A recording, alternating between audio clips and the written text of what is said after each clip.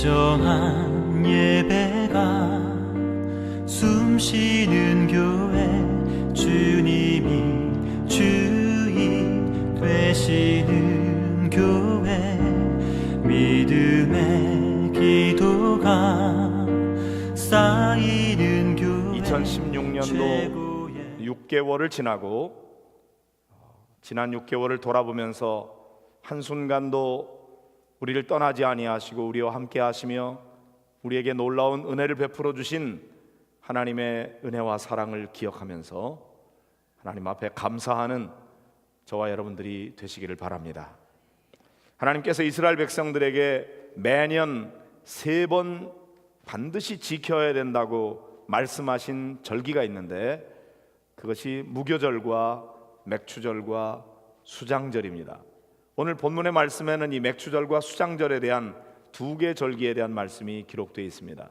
다시 한번 읽어보도록 하겠습니다. 시작. 맥추절을 지키라. 이는 내가 수고하여 밭에 뿌린 것에 첫 열매를 거둠이니라. 수장절을 지키라.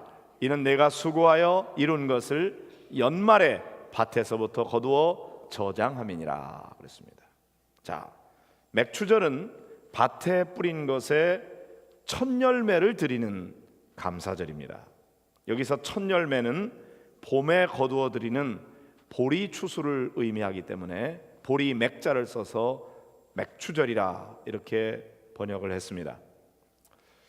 우리 대부분이 농사 짓는 사람들이 아니기 때문에 우리는 보리 추수하는 그런 시기에 맞추기보다는 일반적으로 이 상반기 6개월을 지나고 난 다음에 그것에 대해서 감사하는 절기를 7월 첫째 주에 지키는 것이 상례입니다. 그래서 오늘 우리가 맥추절을 지키게 되었습니다. 수장절은 연말에 혹은 가을에 거두어 드린 것을 감사하면서 드리는 추수감사절을 가리킵니다. 그런데 이 맥추절도 그렇고 수장절도 그렇고 하나님께서 감사절기를 지키라고 말씀하시면서 이는 내가 수고하여, 새번역 성경에는 애썼다는 표현으로 번역이 되어 있는데 이 내용을 반복하고 있습니다. 자, 맥추절을 보면은 이는 내가 수고하여 밭에 뿌린 것에 첫 열매를 거둠이니라 그랬고요. 수장절은 이는 내가 수고하여 이룬 것을 연말에 밭에서부터 거두어 저장함이니라. 하나님은 이 둘 다 내가 수고했다 하는 것에 대해서 인정하고 계십니다. 그렇죠. 수고를 사람이 했습니다. 사람의 수고 없이 곡식이 열매를 맺을 수가 없는 것이죠. 농사 짓는 거 생각해 봅시다. 우리가 씨 뿌리기만 하면은 시간만 지나면 저절로 곡식을 거두어 드리는 경우는 없습니다. 그렇게 되질 않아요.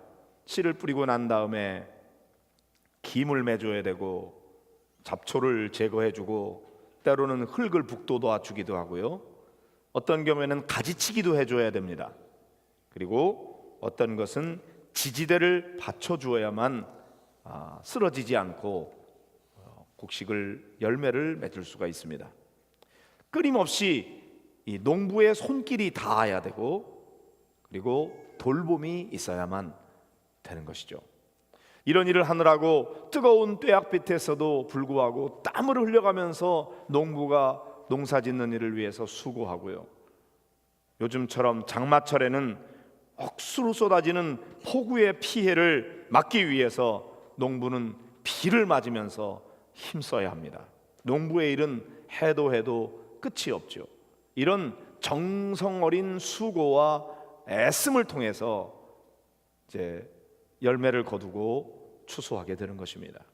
농사 짓는 일만 그러진 않죠. 우리가 직장 생활하거나 사업을 경영하는 때에도 마찬가지로 수고를 많이 합니다. 새벽같이 일어나서 출근하죠. 아침 저녁으로 10,000원 버스에 시달려야 되고 복잡한 교통 지옥을 경험해야 합니다. 이 사람 저 사람 만나기 위해서 분주하게 돌아다녀야 되고 때때로 거래처의 사람들을 만나면은 그 사람의 비위를 거슬리지 않도록 하기 위해서 좋은 관계를 맺도록 말 한마디를 해도 신경 써가면서 그 사람의 마음에 맞추도록 애를 쓰죠. 그런데 그러다 보면은 때때로 그 사람에게서 내가 받는 대우가 자존심 상하는 경우도 있고, 억울한 일 당하기도 하고, 정말 갑질하는 사람들을 만나게 되거든요. 다시는 생각하고 싶지 않는 그런 굴욕을 당하기도 합니다. 그래도 참을 수밖에 없죠. 무한 경쟁의 세상 속에서 살아남기 위하여 끊임없이 새로운 아이디어를 창출해내야 되고, 그리고 가격 경쟁에서 우위를 차지하기 위하여 단가를 낮추기 위해서 끊임없이 연구도 계속해야 합니다. 그런다고 다 좋은 결과가 오는 것만 아니기 때문에 늘 긴장하죠. 이러다 보면은 마음도 몸도 지치고 피곤해집니다. 그래서 어딘가에 좀 기대고 싶은데 어느 누구 하나 정말로 내 마음 속사정을 알고 따뜻하게 위로의 말 한마디, 격려의 말 한마디 해주는 사람 만나기가 그렇게 쉽지는 않습니다. 외롭죠.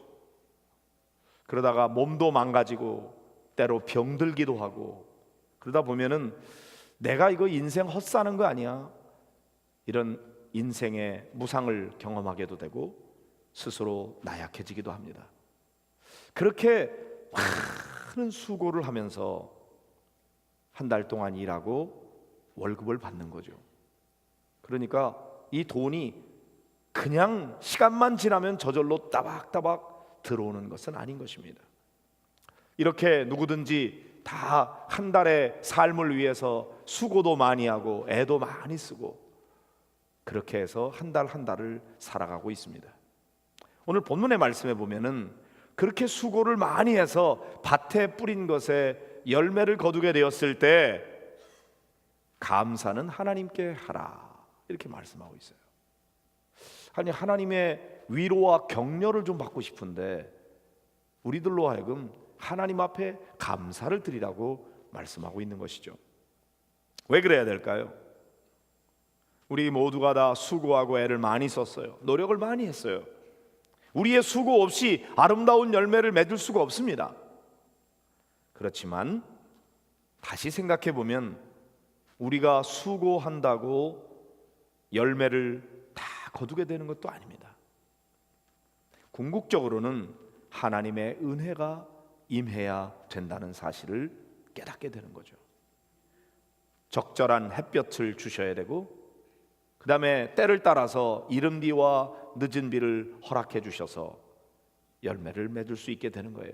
그런 거 없이는 내가 노력하고 애쓴다고만 되는 게 아니에요.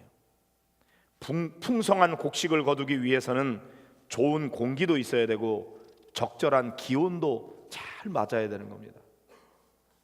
그런데 이 모든 것은 우리가 수고한다고 얻을 수 있는 게 아무것도 없어요. 다 하나님께서 우리에게 베풀어 주셔야 되는 은혜인 것이죠. 농사만 그렇습니까? 우리의 삶이 다 그렇잖아요. 여러분, 우리가 건강해야 일할 수 있는데 건강이라는 거 내가 지킬 수 있는 겁니까? 좋은 음식 먹고 운동 열심히 하면 건강이 보장됩니까? 그렇지 않아요. 건강도 하나님께서 우리에게 은혜로 주셔야 건강해질 수가 있는 거예요. 지식과 능력이라는 것도 마찬가지입니다. 내가 열심히 공부하고 노력하면 될 것 같지만 그런다고 다 능력이 생기거나 지식이 생기거나 자격증을 얻게 되는 것 아닙니다. 하나님의 은혜인 것이죠. 믿습니까? 여러분, 내가 아무리 일하고 싶어도 일자리가 주어지지 않으면 일할 수 없고, 일자리 없으면 수입을 얻을 수 없는 겁니다. 일자리도 따지고 보면 하나님께서 우리에게 베풀어 주신 은혜인 것입니다. 일자리만 있다고 돈을 벌 수 있는 건 아닙니다. 내게 일하고자 하는 의욕이 있어야 되는데 아침에 일어나서 엄마 나 학교 가기 싫어, 걔를 어떻게 억지로 공부하게 할 수 있습니까? 나 오늘 직장 가고 싶지 않은데 그냥 집에서 쉴래, 이렇게 하루 이틀 있다 보면 그 직장에서 쫓겨나게 됩니다. 매일 아침 일어나서 아침 먹고 당연히 일하러 나가야 되는 줄 알고 당연히 학교에 가야 되는 줄 알고 의욕을 가지고 나가는 거, 이거 내게서 오는 게 아니에요. 하나님 주신 은혜인 것입니다. 내가 수고하고 애썼죠. 노력했죠. 땀 흘렸습니다. 정말 월급 받기 위해서 노력을 많이 했습니다. 그러나 내가 노력한 것보다 더 큰 하나님의 은혜가 내게 임했구나. 이것을 깨닫고 나면 하나님 감사합니다. 그리고 하나님 앞에 감사하지 않을 수가 없는 것입니다. 자, 박종호라고 하는 테너가 부른 노래 가운데 하나님의 은혜라고 하는 노래가 있죠. 나를 지으신 이가 하나님, 나를 부르신 이가 하나님, 나를 보내신 이도 하나님, 나의 나 된 것은 다 하나님 은혜라. 나의 달려갈 길 다 가도록, 나의 마지막 호흡 다 하도록 나로 그 십자가 품게 하시니 나의 나 된 것은 다 하나님 은혜라. 한량 없는 은혜, 갚을 길 없는 은혜, 내 삶을 애워싸는 하나님의 은혜, 나 주저함 없이 그 땅을 밟음도 나를 붙드시는 하나님의 은혜. 이 박종호 형제는요, 그동안 간암으로 고생을 하다가 사랑하는 딸이 기증을 해서 딸이 준 간을 이식받아가지고 이식 수술을 하고 지금 회복 중에 있습니다. 이 형제가 깨달았던 것은 이 모든 것이 하나님의 은혜라고 하는 것입니다. 그 은혜가 한량 없다는 것을 깨닫고 감사하고 있습니다. 사랑하는 성도 여러분, 은혜에 대한 깊은 깨달음을 갖게 되면은 겸손하게 돼요. 내가 노력해서 했어, 내 수고 때문이야, 내가 얼마나 이걸 얻기 위해서 애썼는 줄 알아? 내가 수고한 거지. 자기를 내세우지 않고, 아니야, 내가 수고하고 애썼지만 하나님의 은혜입니다. 하나님 감사합니다. 그래서 은혜를 깨달으면 겸손하게 되고, 은혜를 깨달으면 감사하게 되고, 그것이 믿는 사람들의 도리인 것입니다. 다 하나님의 은혜임을 깨닫고 감사하는 여러분들이 되시기를 바랍니다. 우리 감리교회를 시작한 존 웨슬리라고 하는 사람은 어느 날 옥스포드의 크라이스트 처치 대학의 짐꾼과 만나서 잠깐 이야기를 나눈 적이 있습니다. 그날 웨슬리는 짐꾼의 말에 깊은 감동을 받게 되었고 일생 동안 자신의 가슴 속에 새기고 살았다고 그럽니다. 이 짐꾼은 저녁 시간에 일하다가 웨슬리의 방 앞에서 웨슬리를 만나게 됐어요. 웨슬리가 짐꾼에게 간단한 인사를 하고 보니까 그가 입고 있던 코트가 너무나 낡고 더러웠어요. 그래서 지금 입고 있는 코트가 너무 더러우니 어서 집에 가서 새 코트로 갈아입는 게 어떠냐고 그렇게 얘기를 했더니, 나의 코트는 이거 하나밖에 없습니다. 그러나 나는 이 코트를 주신 하나님께 감사합니다. 그렇게 대답을 했어요. 웨슬리가 그러면 집에 가서 얼른, 저녁도 늦었는데 저녁 식사를 드시죠, 이렇게 말했더니 짐꾼은 오늘 저녁에 나는 먹을 것이 아무것도 없고 마실 물만 있습니다. 그러나 나는 마실 물을 주신 하나님께 감사합니다. 그렇게 대답하더랍니다. 그래서 웨슬리는 벌써 늦은 저녁인데 문 닫히기 전에 방에 들어가서 편히 자고 그 다음에 하나님께 감사하든지 하시죠. 이렇게 했더니 짐꾼이 이렇게 말합니다. 나는 집에 들어가 자지 못해도 하나님께 감사할 것입니다. 왜냐하면 나는 깔고 잘 수 있는 판판한 돌은 있거든요. 그렇게 대답을 했습니다. 잘 집이 없다는 말이죠. 그러자 웨슬리는 그 짐꾼에게 당신은 입을 것이 없어도 감사하고 먹을 것이 없어도 감사하고 누워 잘 침대가 없어서 감사한다고 하니 그 밖에 또 뭐 감사할 것이 있습니까? 이렇게 물어봤습니다. 그때 짐꾼은 이렇게 대답했습니다. 예, 나는 나에게 생명을 주시고 이렇게 아름다운 세상에서 살게 해주신 하나님께 늘 감사하지요. 그리고 하나님을 사랑하는 마음과 섬기는 열심을 주셔서 또 감사합니다. 그렇게 말하더라는 것입니다. 웨슬리는 자기보다 그 사람이 훨씬 더 가난함에도 불구하고 자기보다 훨씬 더 행복하게 살아가고 있는 이 짐꾼의 신앙과 삶을 배워야겠다고 생각을 했습니다. 그래서 그 사람이 가지고 그 사람과 나눴던 이 대화를 늘 마음에 새기면서 그 짐꾼을 자기의 하나의 스승으로 그렇게 삼았다고 그럽니다. 여러분은 어떠십니까? 오늘 여러분들이 정말 감사하고 계십니까? 감사를 못하고 계십니까? 감사를 못하면 감사할 일이 없어서 그렇습니까? 무엇 때문에 감사하고 또 어떤 조건 때문에 감사하고 그런 게 아니라 하나님으로 인하여 감사할 수 있겠습니까?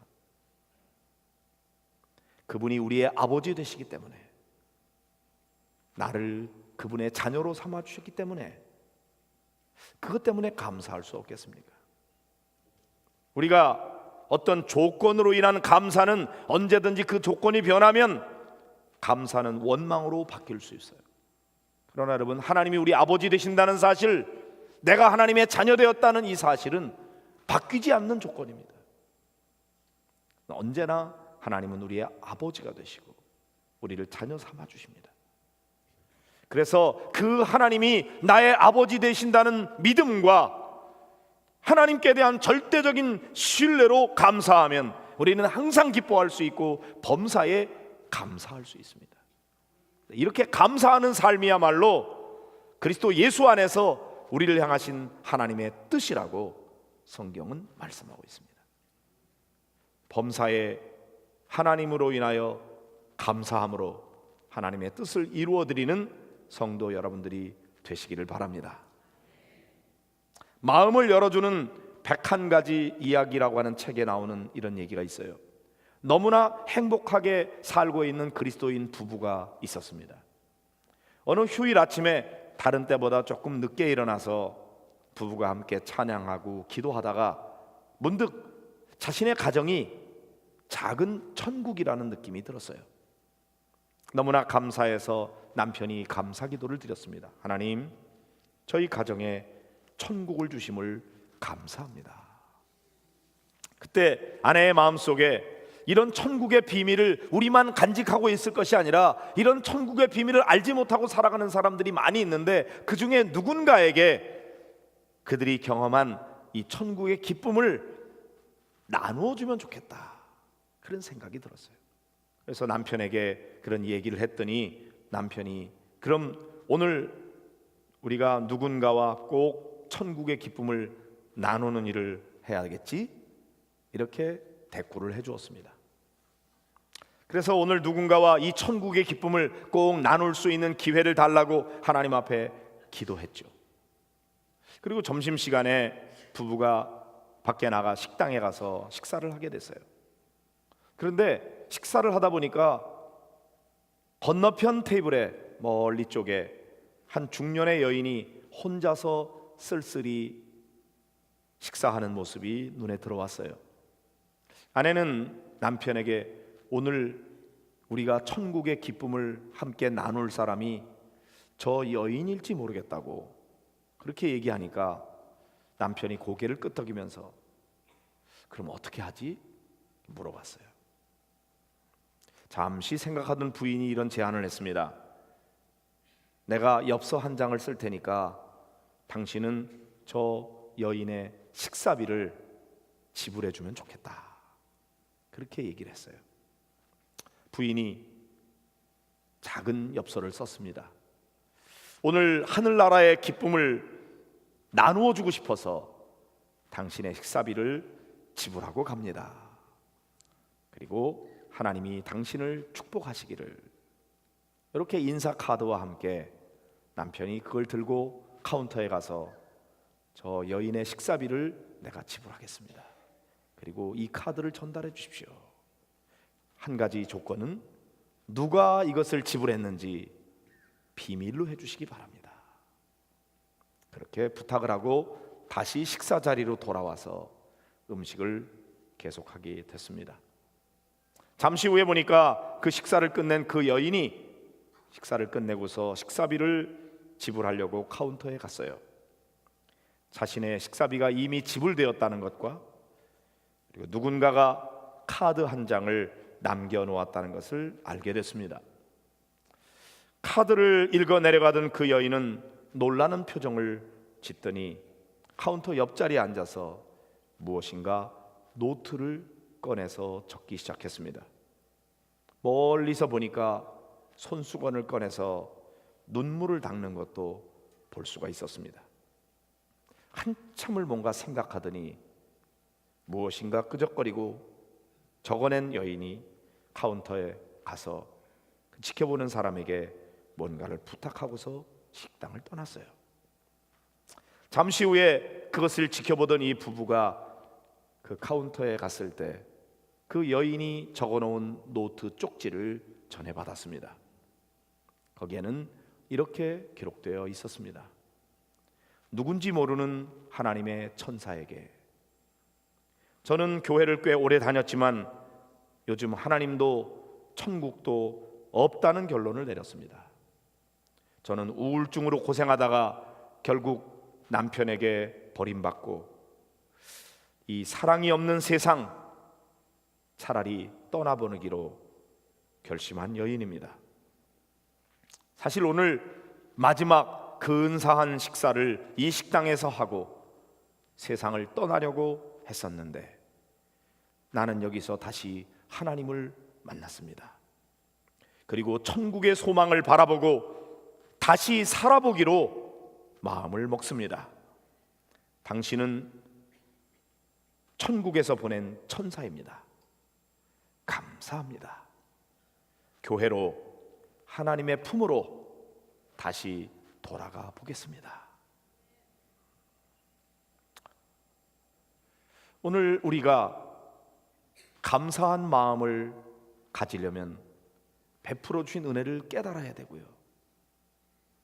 깨달은 것 가지고 마음에 감사를 품고만 있는 것이 아니라 하나님 앞에 감사를 드리고, 우리끼리만의 감사가 아니라 우리 안에 주신 이 놀라운 은혜와 축복을 누군가 다른 사람들과 함께 나눌 수 있다면 당신은 천사입니다. 한 사람의 생명을 구할 수도 있습니다. 절망에 빠진 사람, 차라리 죽어보기로 작정했던 사람의 생명을 구할 수 있고 그 사람의 마음의 상처를 치유해 줄 수 있습니다. 엄청나게 많은 돈이 들어야만 그렇게 할 수 있는 것은 아닙니다.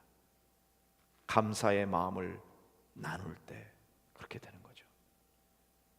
전도는 이렇게 해야 되는 것 아닐까요? 예수 천당 불신 지옥을 외치는 것만 가지고는 허공에 떠도는 메아리가 될 수밖에 없습니다. 그러나 내게 주신 은혜를 깨닫고 이 감사를 함께 나눌 때 그것이 아름다운 메아리로 다시 돌아오게 되는 것이죠. 지난 6개월을 가만히 생각해 보시기 바랍니다. 여러분에게 베풀어 주신 은혜가 얼마나 큰지, 그리고 그것을 어떻게 나누었는지. 지난주에는 우리 서울역에 있는 노숙자들에게 좀 위로해주고 그들에게 사랑을 나누어주고 밥을 제공하는 일을 위해서 봉사하고 왔습니다. 이번 주 화요일에는 청송 제1교도소, 그동안에는 주로 직업훈련교도소에 갔었는데 이번에 한 500여 명 되는 그런 교도소에 있는 사람들을 위로하기 위해서 다녀오려고 합니다. 우리 그레이스 찬양단과 함께 또 윤여석 권사님 하모니카 연주로 그들을 위로해 주려고 그럽니다. 가만히 돌아보면 한 학기 동안 지역의 노인들을 섬기기 위해서 애썼던 이 은빛대학과 사랑하고 수고를 많이 한 여선교회 회원들 수고의 손길이 있었습니다. 또 필리핀에서 화재 사고로 93가정이 불타버린 그 가정 돕겠다고 우리 사랑하는 성도들이 십시일반으로 헌금을 모아서 그 금액이 400만 원이 넘는 금액을 전달하게 되었고, 집에 있는 옷가지들, 여러 물품들 모아서 나누어 주겠다고 모은 게 70kg 정도 되었습니다. 교회 내 어려운 가정 돕겠다고 바자회를 열고 모은 돈이 130만 원이 되었습니다. 이런 것들이 나눠지게 될 때 얼마나 놀라운 역사를 이루게 될지 모릅니다. 다음 주에는 이 DTS 2기 학생들이 파송식을 받습니다. 전라남도로, 경상남도로 현장 실습을 갑니다. 그분들이 가서 사람들을 만날 때 예수 믿으라고 복음도 전해야 되겠고, 그들에게 필요한 것들을 공급해 주면서 사랑을 나누어 주러 갈 겁니다. 오늘 이 시간 여러분의 마음속에 내가 누군가 떠오르는 사람이 있으면 그 사람에게 전화 한 통화라도 따뜻하게 해줄 수 있다면 여러분이 천사가 될 수 있고요, 누군가에게 내가 빵 한 쪽이라도 나누어 줄 수 있다면 여러분이 천사가 될 수가 있습니다. 직접 여러분이 그렇게 하지 못하고 저 전라남도, 경상남도에 가서 사랑을 나누어 줄 우리 DTS 팀을 위해서 내가 작은 것이라도 함께 플로잉하면 좋겠다, 그런 마음이 들면 여러분이 기도 편지에 있는 계좌에 후원할 수도 있습니다. 얼마를 하시든 안 하시든 하나님께서 여러분에게 마음의 감동을 주시는 대로 여러분이 순종하는 게 중요합니다. 오늘 우리의 감사절은 그냥 감상으로만 끝나는 게 아니고 마음으로만 끝나는 게 아니라 하나님 앞에 진실로 감사하고, 그리고 우리 이웃들을 생각하면서 뭔가 작은 거라도 함께 나눌 수 있는 감사절이 된다면 하나님이 얼마나 기뻐하실까요? 오늘 이 맥주 감사절이 하나님이 기뻐하시는 감사절이 되고, 누군가의 사람들에게 희망과 사랑과 용기를 나눠줄 수 있는, 모두가 함께 기뻐하는 감사절이 될 수 있다면 얼마나 좋을까요? 이런 교회 되게 하소서.